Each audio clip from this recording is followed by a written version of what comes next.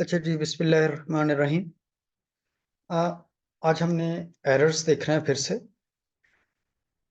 आज एरर्स का ये वाला कॉन्सेप्ट लेना है कि बाज़ का वो आपको नेट प्रॉफिट दे देता है और कहता है कि एरर होने से पहले ये नेट प्रॉफिट था, आप गलतियां भी ठीक करें और नेट प्रॉफिट को भी ठीक करें। अगर ऐसी सिचुएशन आ जाए तो हमने क्या करना है, आज ये मैं आपके साथ डिस्कस करूंगा। देखें, ये आपके सामने मैं एक छोटा सा डमी सा क्वेश्चन बनाया है। इस क्वेश्चन को देखिएगा। एक तो ये है कि इसमें आपकी जो बेसिक डबल एंट्री है उसको मैंने रिवाइज करने की कोशिश की है। जो बेसिक लेवल की एंट्रीज हैं वो ज़्यादा रखी हैं और डे बुक्स का भी थोड़ा सा कॉन्सेप्ट दिया है उसमें। तो ये एक अच्छा क्वेश्चन है एरर्स को समझने के लिए। अच्छा, इसमें सस्पेंस अभी मैंने नहीं रखा। ये नॉन ट्रायल बैलेंस एरर्स जो होंगी वो सारी की सारी होंगी। ये क्वेश्चन कुछ इस तरह से होता है कि सबसे पहले वो आपको दे देता है, कहता है the net profit of the Fahad limited before any error was 50,000। ठीक हो गया जी। तो जो एरर्स होने से पहले उन्होंने हमने ये कहता है 50,000 का एक प्रॉफिट कमाया, लेकिन बाद में पता चला कि कुछ गलतियां होगी, इसका मतलब है ये प्रॉफिट अब ठीक नहीं है। तो हम देखते हैं गलतियां क्या क्या हुई। सबसे पहली गलती में वो कहता है जी, goods purchased on cash of 10,000 was debited in inventory account. जब परचेजेस की जाती हैं तो जाहिर उसकी एंट्री होती है परचेजेस डेबिट, कैश क्रेडिट या परचेजेस डेबिट, अकाउंट्स पेबल या क्रेडिटर्स क्रेडिट। तो उसने इन्वेंट्री को डेबिट कर दिया परचेज की जगह। दूसरी एंट्री उसने कहा जी, purchase return of 200 on cash was debited in sales return.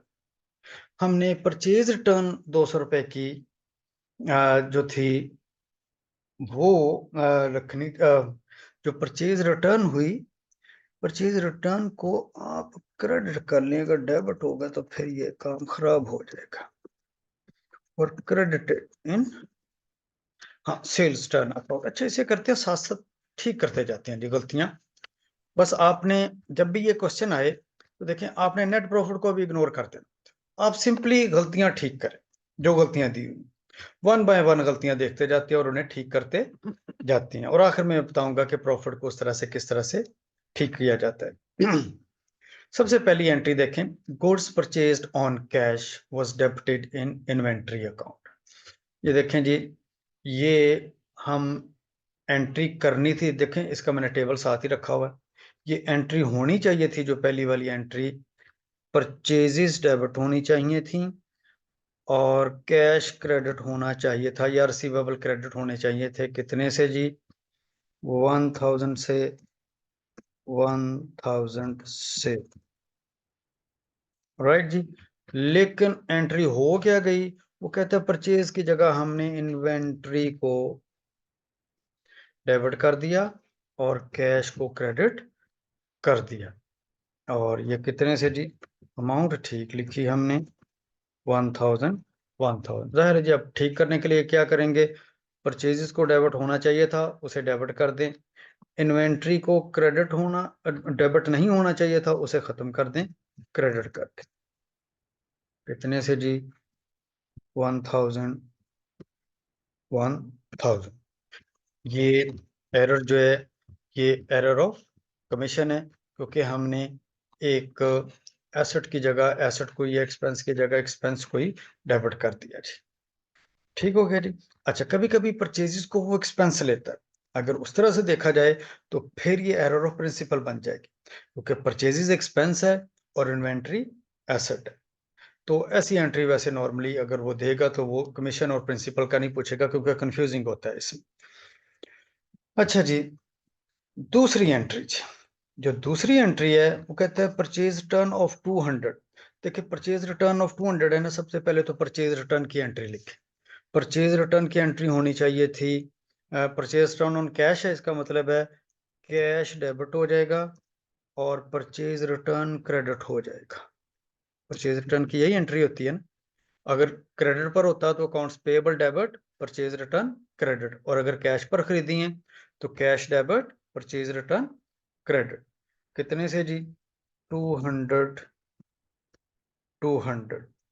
वो कहते हैं गलती से क्रेडिट हो गई परचेज रिटर्न की बजाय सेल्स रिटर्न में। तो इसकी एंट्री कहता है जी हो गई कैश डेबिट और सेल्स रिटर्न क्रेडिट हो गई गलती से। परचेज रिटर्न की आमतौर पर एंट्री क्या होती है, ये वाली। अगर क्रेडिट पर हो तो मैं फिर से बता दूं, accounts payable debit, purchase return credit. और हो क्या गई, कैश डेबिट और सेल्स टर्न क्रेडिट। उसने कहा जी गलती से सेल्स टर्न में क्रेडिट हो गई, कितने से जी, 200 से। 200 से। अब जब ठीक करेंगे तो देखें सेल्स टर्न गलती से डेबिट हो गई, क्रेडिट हो गई। इसे खत्म करने के लिए तो डेबिट कर दें, और परचेज रिटर्न को क्रेडिट होना चाहिए था, इसे क्रेडिट कर देते हैं। तो सिंपली वही एंट्री है जी जो पहले की, राइट जी। तो कैश टू परचेज टर्न होनी चाहिए थी, हमने कर दी cash to sales turn. Sales turn गलती से क्रेडिट हो गई, इसे खत्म करने के लिए डेबिट कर दे। परचेज रिटर्न को क्रेडिट होना चाहिए था, उसे क्रेडिट कर दे। तो ये भी एंट्री हो जाएगी जी। तीसरी entry, discount allowed of 100 was debited in discount received account.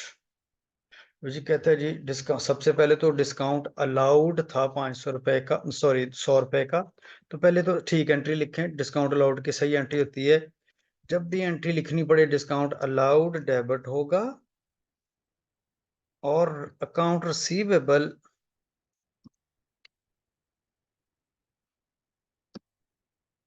या डेटर्स क्रेडिट होंगे। कितने से जी, 100 रुपए से। 100 रुपए से, सॉरी सॉरी सॉरी,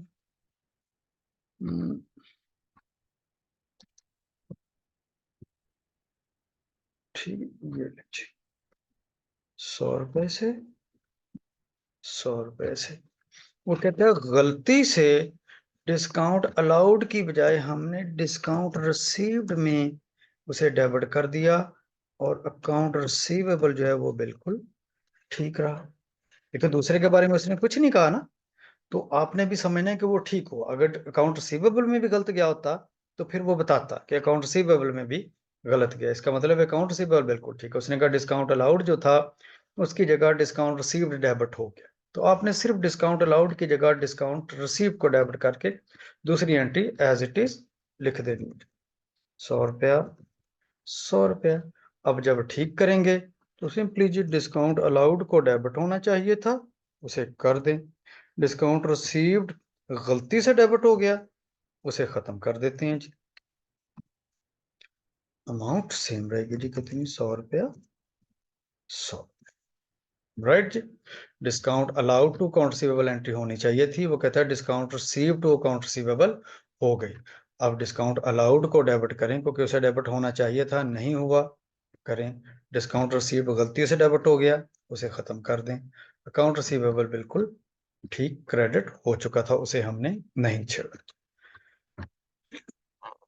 चौथी entry, bad debts return of ₹500 were return in opposite accounts. देखिए सबसे पहले तो बैड डेट्स की एंट्री आनी चाहिए। बैड डेट्स रिटर्न ऑफ जो होती है उसकी एंट्री क्या होती है, बैड डेट्स डेबिट और अकाउंट रिसीवेबल या debtors credit. Bad debts return of की एंट्री यही होती है ना, bad debts debit account receivable credit, कितने से जी, 500। 500 कहते हैं जी गलती से ये ऑपोजिट अकाउंट्स में लिखी गया, यानी हमने इसकी उल्ट एंट्री रिवर्स कर दी। Return in the reverse account, return in the opposite accounts, या bad debts were credited and account receivable were debited. इस तरह से ये एंट्री आ सकती है। इसका मतलब है जो डेबिट होना था उसे क्रेडिट कर दिया, जो क्रेडिट होना था उसे डेबिट कर दिया। तो जब भी आपको कहीं नजर आ जाए वो return in the opposite accounts, तो इसका मतलब है जो डेबिट होना था वो क्रेडिट हो गया, जो क्रेडिट होना था वो डेबिट हो गया। लेकिन इसके लिए वंस अगेन ठीक एंट्री आना जरूरी है। तो जैसे ही बैड डेट्स मैंने पढ़ा, मैंने सबसे पहले ठीक एंट्री लिखी। अब मुझे पता चल गया कि ऑपोजिट अकाउंट्स में क्या हुआ होगा। कहते जी अकाउंट रिसीवेबल डेबिट हो गए और बैड डेट्स क्रेडिट हो गए, यानी उल्ट हो गए। तो ये मैंने आपको बताया था। अब जब ये ठीक होंगे तो ठीक एंट्री क्या होनी चाहिए थी, बैड डेट्स डेबिट होने चाहिए थे और अकाउंट रिसीवेबल क्रेडिट होने चाहिए थे। लेकिन अब ये डबल अमाउंट से, ये मैंने आपसे डिस्कस किया था कि अगर एक चीज ने डेबिट होना था वो गलती से क्रेडिट हो गया, या अगर किसी चीज ने क्रेडिट होना था वो गलती से डेबिट हो गया, तो जब वो अपनी असली जगहों पर जाएंगे तो वो डबल अमाउंट से जाएंगे। 100 वाली चीज आप 200 पे, एक इफेक्ट कैंसिल करने के लिए और दूसरा जो उसने एक्चुअली आना था। हमने ये पिछले लेक्चर में चीज डिस्कस की थी जी। अच्छा जी, एंट्री नंबर 5 जी, कहते जी an increase in allowance of 205। जब इंक्रीज इन अलाउंस की एंट्री होती है बैड डेट्स डेबिट और allowances for bad dates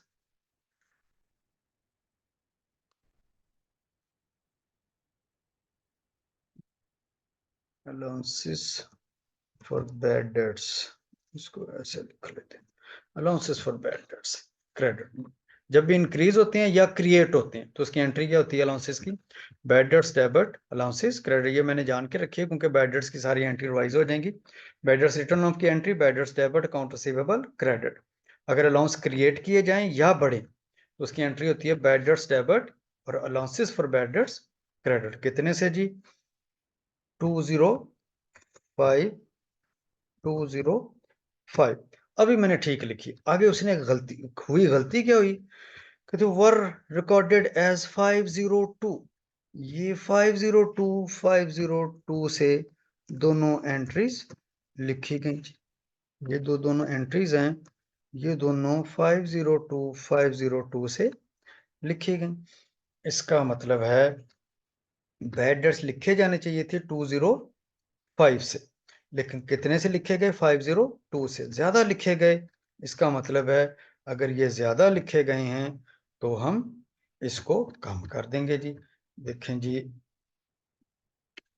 502 minus 205 कितने से, 297 से ये ज्यादा लिखे गए। तो अब क्या करेंगे जी, अब इसको बैड डेट्स लिखे जाने चाहिए थे 205 से, लिखे गए 502 से, तो इसका मतलब है हमें कम करना पड़ेगा इन्हें। तो कम करने के लिए क्रेडिट कर देंगे हम बैड डेट्स को, कितने से जी, 297 से। जो कम लिखे तो हम उतने से उसे, सॉरी ज्यादा लिखे थे उतने से कम कर देंगे। जबकि जो अलाउंसेस हैं ये भी तो ज्यादा लिखे गए, तो अलाउंसेस को भी 297 से हम कम कर देंगे। राइट जी, देखिए बैड डेट्स लिखे जाने चाहिए थे 205 से, कितने से लिखे गए, 502 से। अब कम करेंगे, हमें कम करने की जरूरत है, तो बैड डेट्स को क्रेडिट कर देंगे 297 से, इतने से ज्यादा लिखे गए। इसी तरह अलाउंसेस भी 297 से ज्यादा लिखे गए, उसे भी कम करने के लिए फिर डेबिट कर देंगे। क्रेडिट था तो डेबिट कर देंगे ताकि वो कम हो जाए, 297 नजर आएंगे अब आपको। राइट जी, नेक्स्ट आ गया डिक्रीज इन अलाउंस ऑफ 300। लें जी, डिक्रीज इन अलाउंस की एंट्री इसकी इस एंट्री की उल्टी, इंक्रीज होगा तो बैड डेट्स डेबिट होंगे, अलाउंसेस क्रेडिट होंगे। अगर डिक्रीज होगा तो अब अलाउंसेस डेबिट हो जाएंगे और बैड डेट्स जो हैं वो क्रेडिट हो जाएंगे। ठीक हो गया जी, कितने से जी, 300 300। राइट जी, हुआ क्या इन्हें जी, decrease in allowances of 300 were completely omitted. ये तो आसान एंट्री जी, कहते जी कंप्लीटली ओमिट हो गए, तो इसका मतलब है जी अब आप लिख दें इसे। ये लीजिए, यही इसकी एंट्री हो जाएगी। ये लिखने थे, आपने लिखे ही नहीं, तो अब लिख दें allowances debit bad debts credit 300 300 से। राइट जी, नेक्स्ट आ गया जी, a machine purchased of 1000 was debited as purchases, plant is depreciated at 10% straight line। ये इस एंट्री को जरा ध्यान से पढ़ लेते हैं जी हम। देखें, आपने एक मशीन परचेज की थी ऑफ 1000, पहले तो उसकी एंट्री कर लेते हैं जी। मशीन डेबिट होनी चाहिए थी और कैश क्रेडिट होना चाहिए था। अगर कुछ ना मेंशन हो क्रेडिट कोड तो फिर कैश ही समझ लिया, फिर कैश पर ही हो। कितने से जी, 1000 1000। कहता आपने मशीन की जगह एक्चुअली डेबिट कर दिया परचेज को और क्रेडिट कर दिया कैश को। तो आपने एंट्री करनी थी मशीन टू परचेजेस, आपने सॉरी मशीन टू कैश, आपने कर दी परचेजेस टू कैश। ठीक हो गया जी। अच्छा, अब ये एंट्री ठीक होने के लिए अब जिसे डेबिट होना चाहिए था उसे डेबिट कर देते हैं, जिसे गलती से कर दिया उसे खत्म कर देते हैं। ये तो एंट्री हम काफी दफा कर चुके हैं।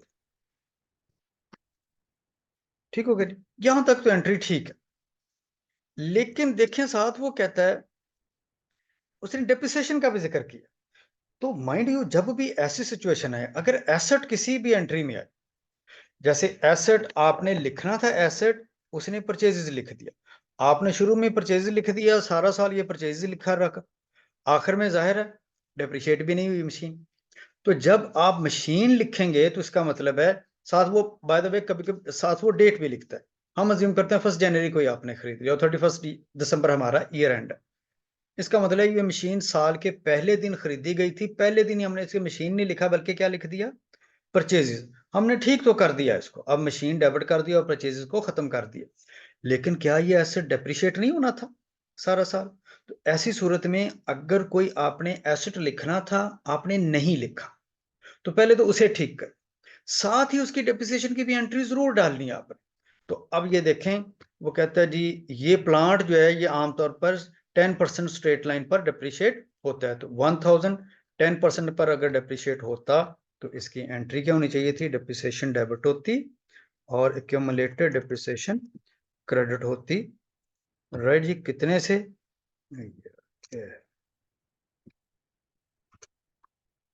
ठीक हो गया जी, कितने से जी, जाहिर है 1000 का 10% इज 100।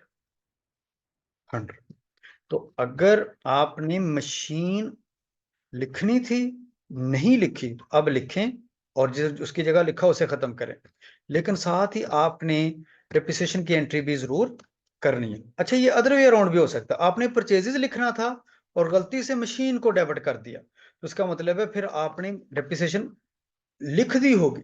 तो अगर ऐसी सिचुएशन हो तो फिर जाहिर है परचेजेस लिखेंगे और मशीन खत्म करेंगे, तो जाहिर है उसने डेप्रिसिएशन भी तो चार्ज कर दी होगी, तो फिर एंट्री इसकी उल्ट कर देंगे, फिर एक्यूमुलेटेड डेप्रिसिएशन को डेबिट कर देंगे और डेप्रिसिएशन को क्रेडिट कर देंगे, यानी उसकी उल्ट एंट्री करके डेप्रिसिएशन का इफेक्ट भी जीरो कर देंगे।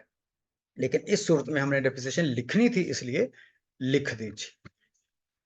नेक्स्ट कम्स जी entry 8, sales day book totalled as 1000 instead of 1200। आपने बहुत बचपन में sales day book, purchase day book, sales turn day book, purchase turn day book का कॉन्सेप्ट पढ़ा होगा, नहीं पढ़ा तो इसको अभी से देख लेते।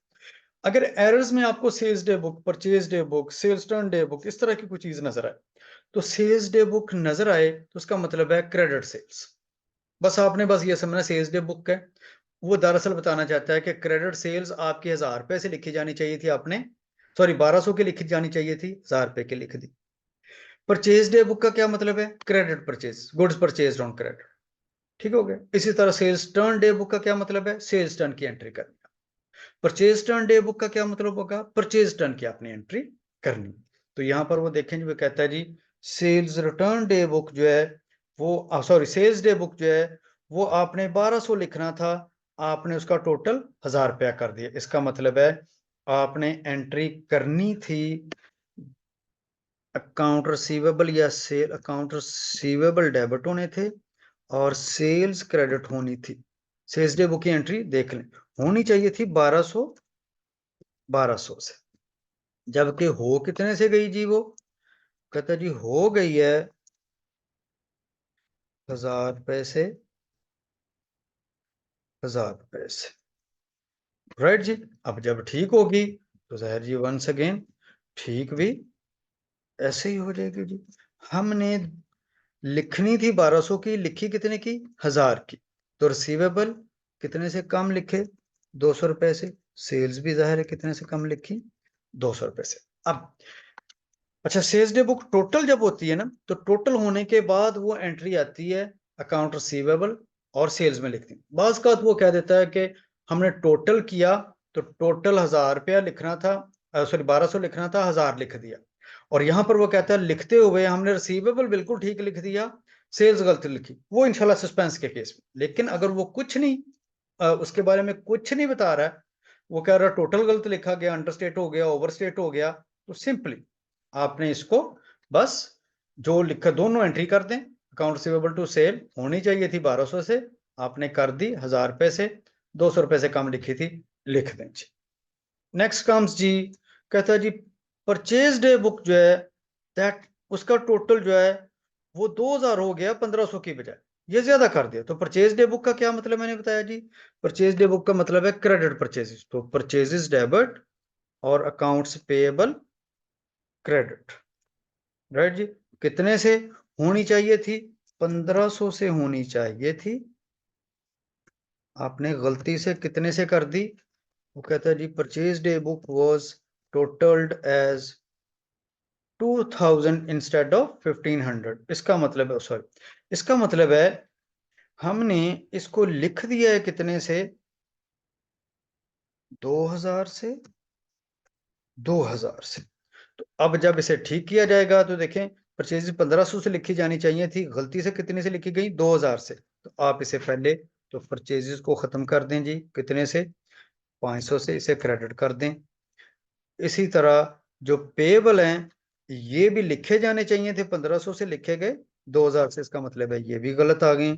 तो पेएबल को भी आप डेबिट कर दें 500 रुपए से, राइट जी। ये एंट्री हो जाएगी, ये आपकी मैंने सारी एंट्रीज आपकी कर दी। तो परचेज डे बुक का मतलब है purchase debit accounts payable credit. Sales day book का क्या मतलब है, accounts payable debit sales credit, या debtors debit sales credit, right जी।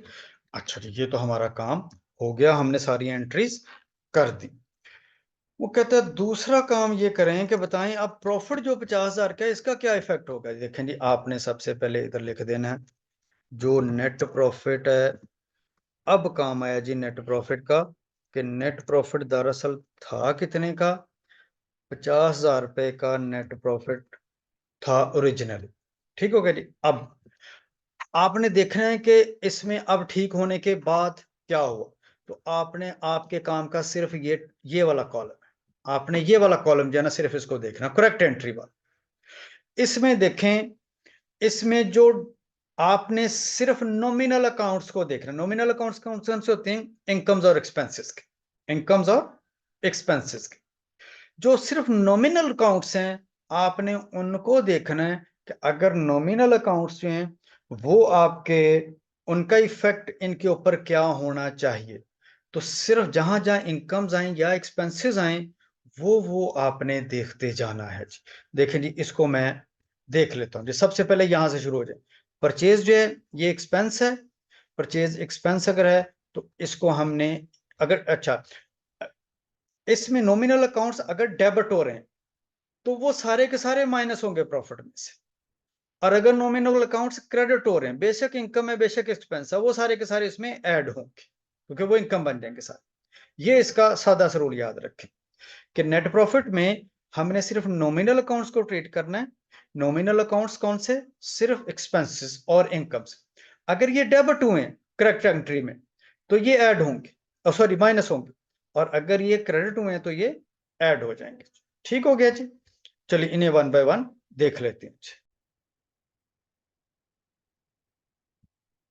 ठीक है जी। अच्छा जी, अब वन बाय वन देख लें। जैसे सबसे पहले परचेजेस हैं, तो देखें परचेजेस जो है ये एक्सपेंस है, नॉमिनल अकाउंट है। अगर नॉमिनल अकाउंट समझ नहीं लग रही, इसका मतलब है वो तमाम आइटम्स जो इनकम स्टेटमेंट में यूज हो रही। तो इनकम स्टेटमेंट में परचेजेस यूज होती हैं, परचेज एज एक्सपेंस आउट होती है, डेबिट हो रही है तो ये माइनस हो जाएगी। तो मैं 1000 रुपए से इसको माइनस शो कर देता हूँ जी, राइट। परचेज, नेक्स्ट आ जाए जी। सेल्स टर्न है नेक्स्ट एंट्री में। सेल्स टर्न भी हमारा नॉमिनल अकाउंट है, सेल्स टर्न डेबिट हो रहा है। तो मैंने बताया जो जो डेबिट होगा वो माइनस होगा। जितने नॉमिनल अकाउंट्स हैं वो अगर डेबिट हो रहे हैं, बेशक इनकम है बेशक एक्सपेंस है, माइनस होंगे। नेक्स्ट इज परचेज रिटर्न, ये 200 रुपए की है, ये भी माइनस होगी, सॉरी ये ऐड होगी क्योंकि क्रेडिट हो रही। देखें जो डेबिट हो रही हैं वो माइनस होंगे, जो क्रेडिट हो रही हैं वो ऐड होंगे। लेकिन उसके लिए जरूरी है कि वो या इनकम हो या एक्सपेंस हो। डिस्काउंट अलाउड है, डेबिट हो रहा है तो ये माइनस होगा, जिसे मैं माइनस कर देता हूँ, राइट जी। नेक्स्ट आ जाए, डिस्काउंट, डिस्काउंट रिसीव्ड है, क्रेडिट हो रहा है तो मैं इसे ऐड कर देता हूँ क्योंकि ये भी नॉमिनल अकाउंट है और ये एक्सपेंस होता है, ये इनकम होती है। बैड डेट एक्सपेंस है वंस अगेन डेबिट हो रहा है तो ये माइनस होगा जी। राइट जी। नेक्स्ट आ जी, अकाउंट रिसीवेबल एसेट है, ये नॉमिनल अकाउंट नहीं है, ये बैलेंस शीट की आइटम। अलाउंस भी ये इसकी वैसे नेचर जो है ये डिडक्शन फ्रॉम एसेट होती है, लेकिन इसकी अलाउंसेस तमाम के तमाम लाइबिलिटीज होती हैं अनसर्टेन टाइमिंग्स की, ये भी नहीं लिखी जाएंगी। बैड डेट्स वंस अगेन आ गया जी, वंस 297 का ये ऐड होगा, क्योंकि ऑल्दो देखें बैड डेट्स वैसे है, बैड डेट्स है वैसे एक्सपेंस, लेकिन क्रेडिट हो रहा है तो ये ऐड होगा। ये कॉन्सेप्ट याद रखें आपने, इसमें से सिर्फ और सिर्फ एक्सपेंसेस और इनकम्स को ढूंढना है। जो एक्सपेंस अगर डेबिट हो रहा है, ये जो डेबिट हो रहा है बेशक एक्सपेंस है बेशक इनकम है, वो माइनस होगा। और इसी तरह अगर क्रेडिट हो रहा है बेशक वो इनकम है बेशक एक्सपेंस है, वो माइनस होगा जी। अच्छा जी, नेक्स्ट आ जाए जी, फिर से ये बैड डेट्स हमने लिख लिए। नेक्स्ट कम जी, फिर से अलाउंसेस आ गए, अलाउंसेस लायबिलिटी है नहीं जी। बैड डेट्स आ गए 300 रुपए के क्रेडिट हो रहे हैं, इसका मतलब है जी बेशक ये एक्सपेंस है लेकिन क्रेडिट हो रहा है तो ऐड हो जाएगा। फिर से आ जाए मशीन एसेट, परचेजेस एक्सपेंस है 1000 रुपए का, ये अलबत्ता माइनस हो जाएगा। मशीन को हमने कुछ नहीं कहा क्योंकि एसेट था, लेकिन परचेजेस जो हैं हर एंट्री के डेबिट क्रेडिट दोनों को आपने देखना चाहिए, माइनस हो गया जी। नेक्स्ट कम्स जी डेप्रिसिएशन, डेप्रिसिएशन एक्सपेंस है, ये माइनस हो जाएगा क्योंकि है भी एक्सपेंस और वो भी डेबिट रहा, तो मैं इसे माइनस कर दूंगा। अक्यूमुलेटेड डेप्रिसिएशन ये बैलेंस शीट की आइटम है, इसे हम हाथ नहीं लगाएंगे जी। फिर से आ गया जी अकाउंट रिसीवेबल है, ये भी बैलेंस शीट की आइटम एसेट है। सेल्स अलबत्ता नॉमिनल अकाउंट है, इनकम है, क्रेडिट हो रही है 200 रुपए की, मैं लिख दूंगा जी। फिर से आ जाए जी आगे, अकाउंट्स पेएबल है, ये लाइबिलिटी है बैलेंस शीट की आइटम है, मैं नहीं लिखूंगा। परचेजेस अलबत्ता 500 रुपए से के 500 रुपए की जो है ये मैं ऐड कर दूंगा क्योंकि परचेजेस क्रेडिट हो रही हैं, जो क्रेडिट होंगी उसे हम लिखते जाएंगे। ले जी, मैंने सारी चीजें जो थी उन्हें एडजस्ट कर दिया। अब एडजस्ट करने के बाद अगर मैं इसका अब एडजस्टेड प्रॉफिट देखूं तो ये 48,997 रुपए अब एडजस्ट होने के, सॉरी 48,997 रुपए एडजस्ट होने के बाद प्रॉफिट हमारा होना चाहिए जी। राइट जी, दैट्स इट जी। इंशाल्लाह इसको आप देखिएगा, अगर इसमें कोई प्रॉब्लम आए you can ask me, you can WhatsApp me 0300 8434 941। अस्सलाम वालेकुम।